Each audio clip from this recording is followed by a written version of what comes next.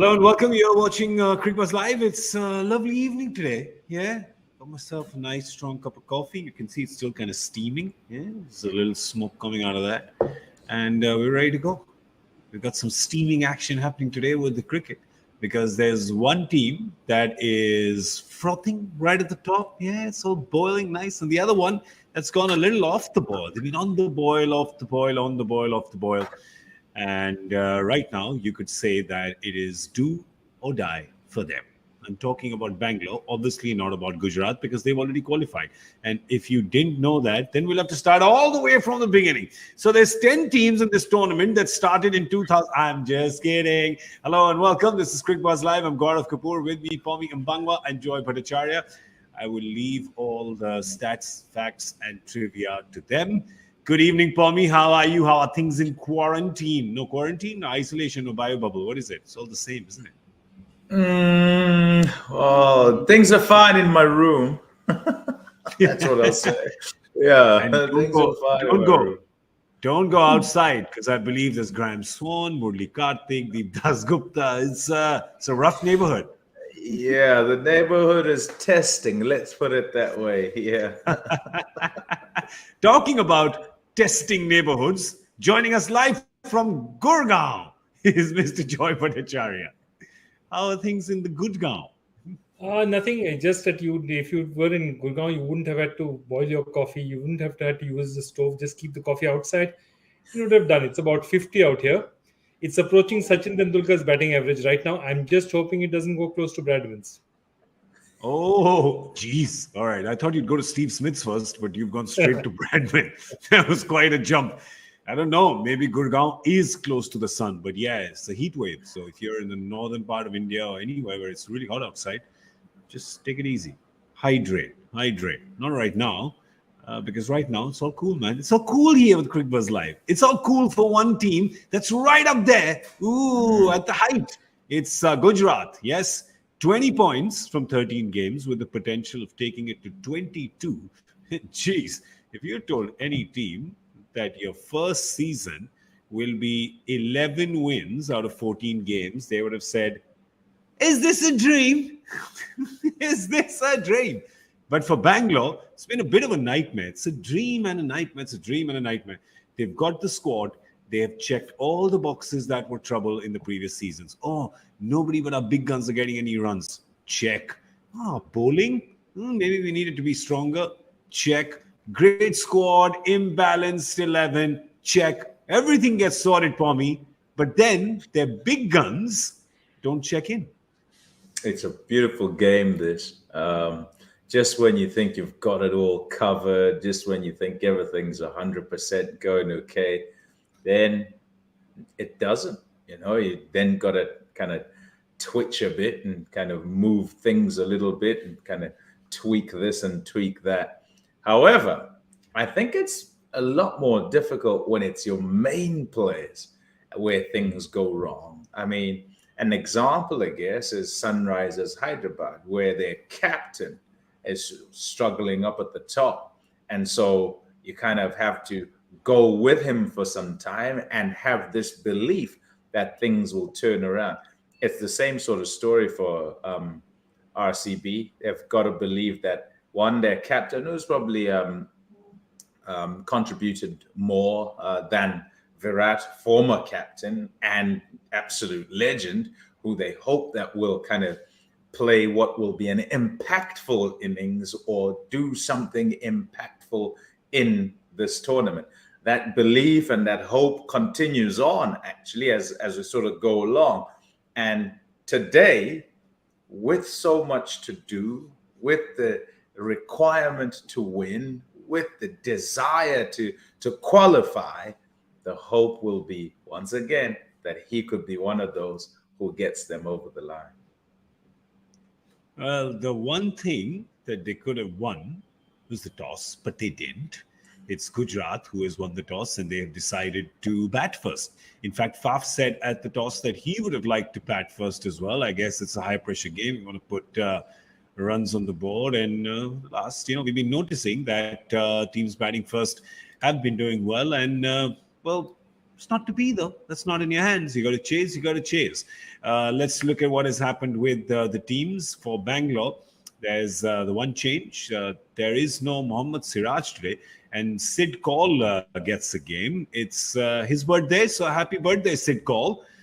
I don't know if he's getting a game on his birthday, Joy, but Kyron Pollard got the day off on his birthday. Sid Kaul's been made to work. I don't know. Where do you sit on that? Well, I don't know if they're selecting people based on their birthdays. Then a lot of people will be very disappointed because only basically Aryans and Taurians will get selected in the IPL. So I love how you know the star signs. Well done, Joy. Love he knows everything. He knows everything. What do you mean? He knows it. That's right. He knows everything. But the interesting thing about it is that he's also one of the few people left in the league who's Virat Kohli's teammate from that class of 2008, that great team that won the Under-19 World Cup. So he is one of the original guys left. So he, Ravindra Jadeja, Manish Pandey, Virat, these are the guys left still playing around. Sangwan for Gujarat. Sangwan's made a comeback now. Oh, that's right. Sangwan played for Gujarat. Wow, that's amazing. There you go. Ravindra Jadeja. I like that. See, it's still not as cool as the Aryan and Taurian information, but we'll take this one as well. Let's have a look at the Gujarat team and see if they have made any changes. Remember, they're sitting nice and pretty on the top. This is their last league game. And well, we spoke about this last night, Joy, didn't we? We were thinking, would Loki Ferguson would come in place of Alzari Joseph, and that has happened. Pommie, a quick thought on that, Loki instead of Alzari. Yeah, I think it's a straight swap, to be honest. They rested Loki. He just went for a few runs in a couple of games together, but he had started pretty well for them.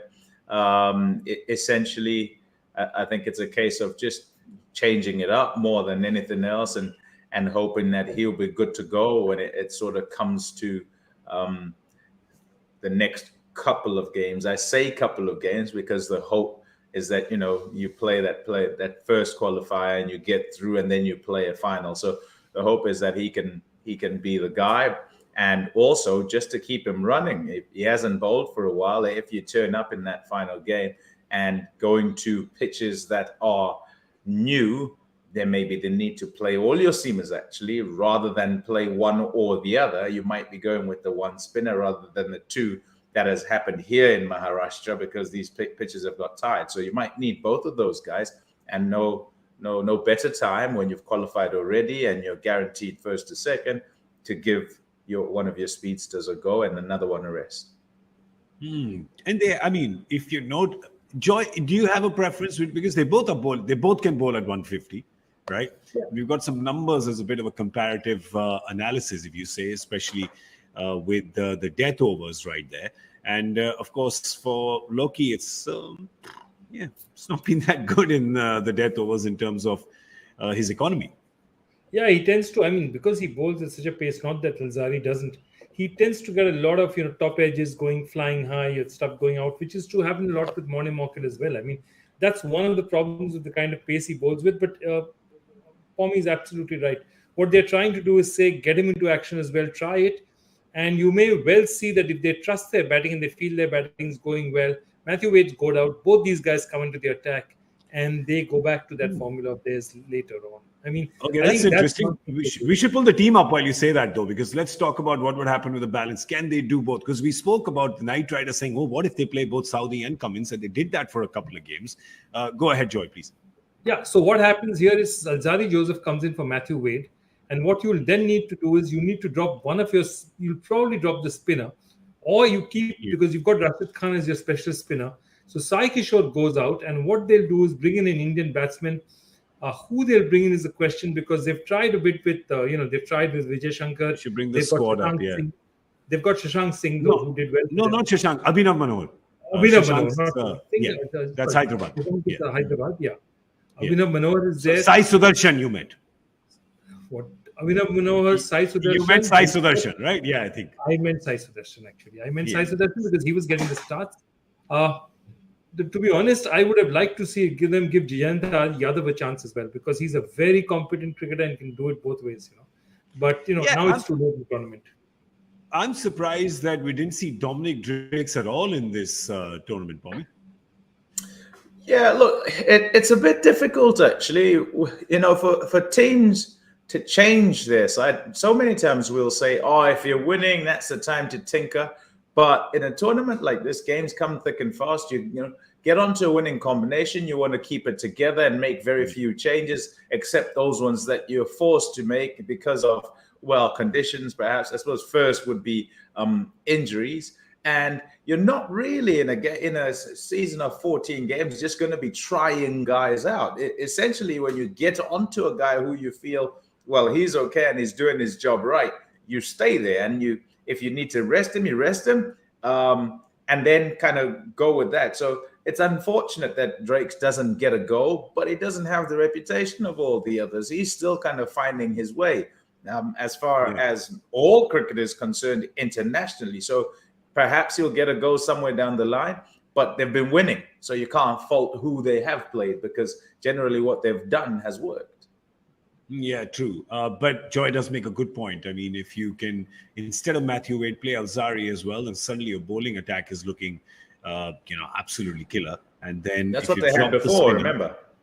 Yeah, and I think the problem is for them is that if they had the overs from Rahul Tewatia that they probably expected, then they would have done that. They would have swapped the Indian bowler, the Indian spinner, and got a batter in, perhaps, who would be, but I don't think that's happening right now. They would play another one at number 6. But anyway, why are we debating about a team that is already winning, has already qualified, has already gone? Today if they win, there are only in the 14 years of the IPL, there's only 2 teams ever who won 11-3.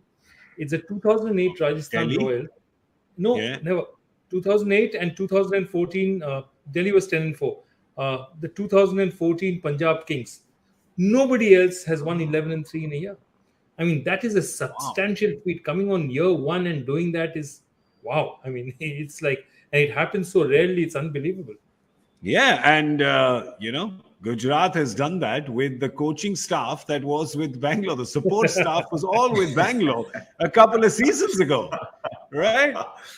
Pommie, I'm sure that the Gujarat support staff, they're all experienced professionals, and you say it's Ashish Nehra, Vikram Solanki, Gary Kirsten, there's some big experienced names there. But come on, there's got to be a little childlike thing in you, right? Against your former team, there's got to be a little extra spark that comes. They're not taking this game easy at all. They haven't noticed at all. Can you see my nose getting longer? I think your nose is officially out of the bio bubble now. Oh, man. Of course they'll notice. And of course they'll know. What we can't know, and perhaps what they'll have had to hold themselves back from doing, is sitting together and going, we must make sure we do this. These guys did X and Y. They certainly wouldn't want to do that, and you never know, but I don't think they would have. They'll quietly and confidently inside want to make sure that this one doesn't go wrong.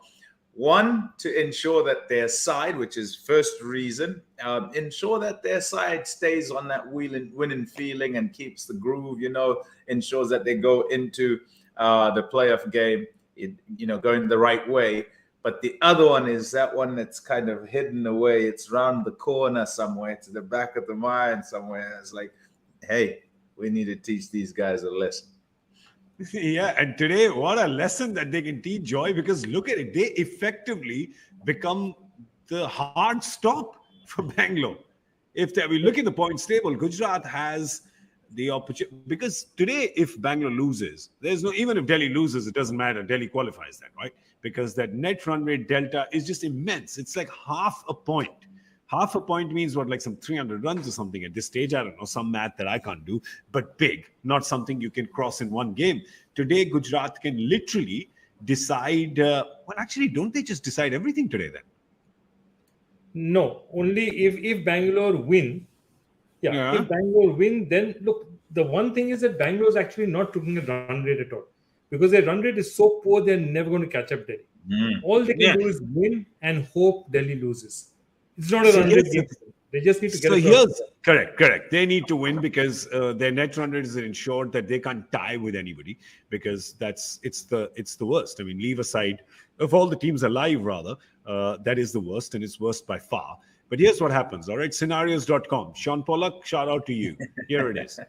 If Bangalore loses today and stays on 14, if Delhi loses and stays on 14, then Punjab and Hyderabad, I think, which is the last game on Sunday, becomes a shootout, right? And that becomes a shootout because they can get to now. Both of them, again, you're saying both of them are negative run rate, of course. Yes, they are. But Punjab perhaps, right, has a better chance because if Delhi loses, they will drop in the net run rate a bit. And then Punjab will know exactly what they need to do to qualify. And you know what? And just saying Punjab, I guess, because their net run rate presently is negative 0.04, right? So that's zero, one. So they're sort of closer to anything. And also it's a big kind of assumption that they'll then win that game. They could lose that game against Hyderabad. And then we're looking at net run rate again and probably Delhi. And then Delhi would go through. Delhi goes. Delhi basically in the best situation. At this point in time, Delhi has to either win or they have to lose by a small margin. That's it. So the thing is that out of all these teams that are fighting for the fourth spot, there is only one team that has their destiny only in their hands. And that's Delhi. So there you go. For the others, it's a bit of this and a bit of that, and you lose and you win and you do this for me. And All right, we like doing things for all of you watching at home. And one of those things is to take your questions. We do it for two reasons. One is because your questions are very good. And secondly, that just means it's a little lesser work for me. So here's the question that we have today on Ask Cricbuzz Live. It's from Pankaj Parwani. Hardik has exclusively played at number 3 or 4 this season. Is this a sustainable batting position for him? Can he reprise the same role for India? So it's 2 questions. So thank you, Pankaj. I think the first one, is it a sustainable batting position for him for Gujarat? Well, he's the captain. They've decided to do that, so I guess it could be, and they're winning. I think the more loaded question is perhaps, is it for India? But go ahead, Joy, why don't we start with you? Look, I think what Gujarat has to look at is what they need to win. And they've got some finishers out there. They've got Tewatia in that 6th role. Miller, who's known to be able to, again, 5 or 6, he can hit it out of the park. Rashid Khan can throw his bat around. He doesn't really need to bat at 6 for them. And they're not that stacked in the top order that he can bat lower. So I think for Gujarat, he has to bat at 4. I personally feel he's talented enough to bat at 4 for India as well. He's got the skills to bat at 4 for India as well. But, that's a different matter. The point is, Gujarat is not the kind of team. This is not. See, in Ranji teams, they do a lot of that. Ranji team, if you're playing the domestic league, a selector can actually call a national selector can call a local selector and say, why didn't you bat him at 6? Because we want to watch him at 6. And the local selector will actually take it in bearing. An IPL team, they wouldn't care. They'll just say, look, dude, I need to win. My job is to win. I don't care. If you want him to bat, he's going to bat it for me. But look, I think he has the skills as a batsman. He's hugely underrated as a batsman. Gone a bit off the boil now, but he started this season spectacularly. And he has some attacking strokes. He can hit the ball. Pommie, for you? Yeah, I think what's happened this season is that he's shown us that he's got this skill that perhaps people didn't expect he had. And by that, I mean, everyone's kind of had him as a one-dimensional player, a guy who would walk out and just absolutely smash it, and that's all he knew to do. And that's the only way he could be effective as a batter. But having been given this captaincy, which has been fantastic, by the way, I think he surprised everybody that way as well. The way he's kind of tactically and by demeanor, by the way he's kind of kept who he is, but taken this responsibility of being leader of the side. So not lost a great deal of the Hardik we know, who's bullish, who's out there, who's happy, who's kind of seemingly happy-go-lucky, but taken the responsibility for the side to say, hey, no, we need to do this and we need to do that, and smilingly saying, you're wrong there, you're right there. Admittedly, there's not been a great deal that's wrong, so things have gone well. So you got to credit him for that, because for things to go okay, he must be doing something that's okay as well. And in terms of his batting, should he be required to bat at the back end? So let's say he walks in at 3 or 4 and then has to smash some at the back. We know he can do that. What we didn't recognize and what we didn't know is that he could up at the front, walk in at 3, walk in at 4, and build it for somebody else to then finish if he doesn't manage to get there. So, yeah, I think he's enhanced his own reputation because all of a sudden, as an India player, he's not just this guy who fits in at 6 and bowls. He can play and just bat at 4 and bat at 5 and maybe bat and bowl at 6, whatever it is. And who says if you bat at 3 or 4, you don't bowl? He can bowl there too. Well, I mean, Gujarat has gone with a very simple plan, which is we've got 2 openers and then we've got finishers. Just all of them are just finishers. Just keep stacking them up with finishers. Bangalore, on the other side, have had a finisher this year. And what a finisher they've had. We're talking about Dinesh Karthik, of course, who, and this has been spoken about publicly a lot. He has, spoken about it in the press. He spoke about it to me on my podcast, I remember. He's spoken about it, post-match, etc., of how a few years ago he decided that he was going to mold himself in this role as the finisher, where he's going to literally, punch himself out of a corner. So put himself in a corner and then punch his way out of it. And he's done that. He's done that really well, Joy. And now the question that is on everybody's lips is one, which is, does he get a chance to do that for India? Yeah, look, the first thing I'd say is that the way he bats, what the big problem India has is that we're going to go and compare him with another keeper and say is that, should he be coming in place of Rishabh Pant?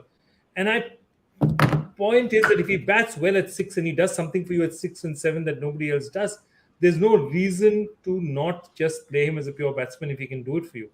The thing is that if you look at his years, I was just looking at his number of years he's got. He has actually, this is not the first time. In 2018, when he first became captain of Kolkata, he got 498 runs batting at 6.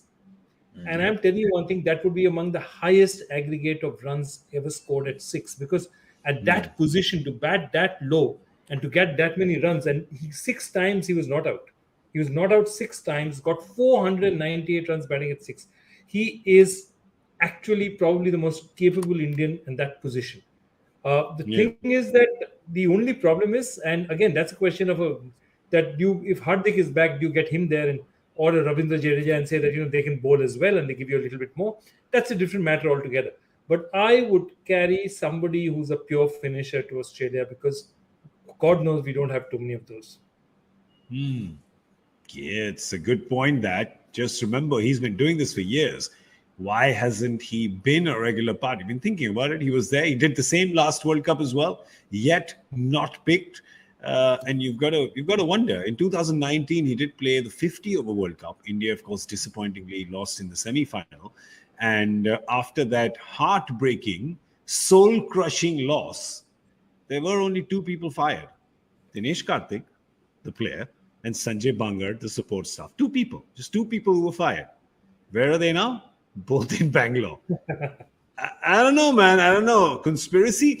You smell something? Is something cooking? Is something? I don't know what's going on. But so somewhere he is just, I don't know. You tend to feel like he's kind of been the fall guy. And then you look back and you say, oh, did he not make the most of the opportunities that he got? He didn't get that many opportunities. But do you, Pommie, look at the back and look at the fact that he's 36? You just look at one World Cup and you say there's a guy who's currently in form. He's doing a job that not too many people can do. Let's not worry too much about what happened yesterday or what's going to happen tomorrow. Today is the World Cup. Let's just pick the best guy for the job.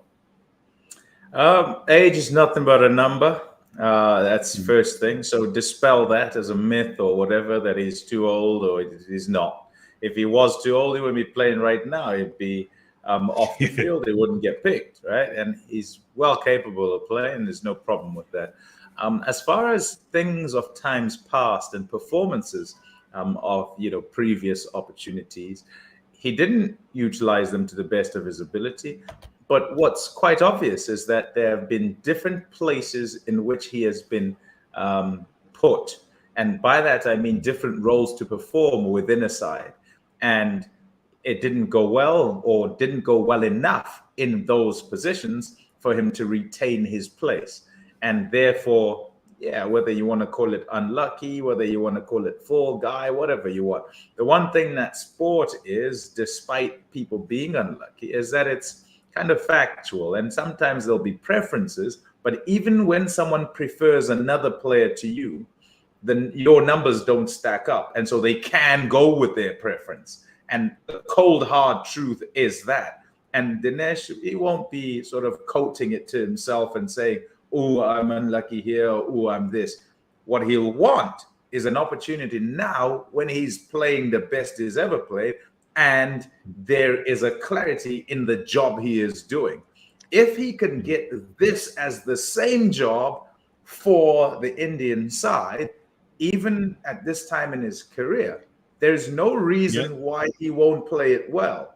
It might not happen, but he has the best chance when he's playing the best he's ever played. And you've got to put players in roles that allows them to provide for you optimally, to kind of be able to perform optimally. And number 6 is it. Finishers. In fact, I don't like to say number 6, because when we say number 6, it's as if, 15 overs down the line, number 3 must walk in like yesterday for Lucknow. It's not number 3 who walks in. It's whoever finishes the innings, because they've batted that long and we're now 5 overs out from the end of the innings. In you go, Dinesh, finish it for us. So, he knows the role and he can perform it. And he's performed it well. He's shown everyone. There you go. And for all those of you talking about age, just a year older than the captain. Just saying. Yeah. Not the Bangalore. He's younger than the Bangalore captain. I'm talking about the India captain. Well, there you go. We've got the joy factor question. We've told you a lot of trivia today. So maybe you're prepped for this, but no, you're not. Nothing preps you for this question. Joy? Okay, which list in Test cricket history features a former England captain thrice in the top 4? 3 of the top 4 highest wicket-taking Test papers of all time are put in there. Which list in Test cricket history features a former English captain thrice in the top 4, courtesy 3 out of the top 10 highest wicket-taking Test pacers of all time?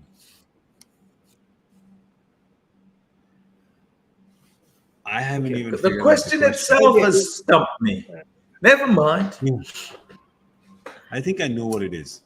I think it's got to be something the captains have done because of. So it must have been an innings win, and the top pacers, their best of has made this captain win by the biggest margin.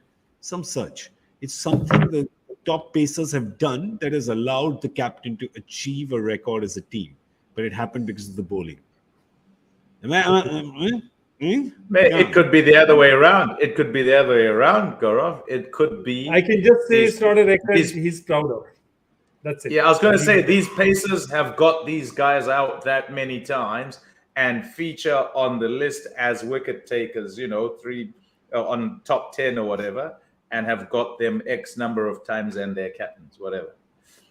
Here's what I think about the question. Here's what the question made me go. Send in your answers. #Cricbuzz Live. #Joy Factor. It has made my eyeballs cross and my brain short circuit. But my brain short circuits on a daily basis, so there's nothing special there. All right. Let's have a look at the guesses that Joy and Pommie have. Or not have a look, have a listen. We, of course, have Gujarat batting first. We saw 210 hit yesterday, but that was on a different ground. But still, just want to derail their thought process a bit. So, Pommie, you go first. I'm going with 189. 189. Joy? 177. Should I just go for 200 then? Why not? You can do what you want. 200. 201. There you go. 201 is what I say. All right. We're going to see you at the end of the 10 over mark with Cricbuzz Combox, a little update of the Gujarat batting effort. Big thank you to Pommie and Joy for joining us on Cricbuzz Live. Stay tuned. We're here with you all through the day. There's going to be a lot of excitement, of course, because this match is do or die for Bangalore. Can they do it? I think they can, I think they can. All right. It's goodbye for now.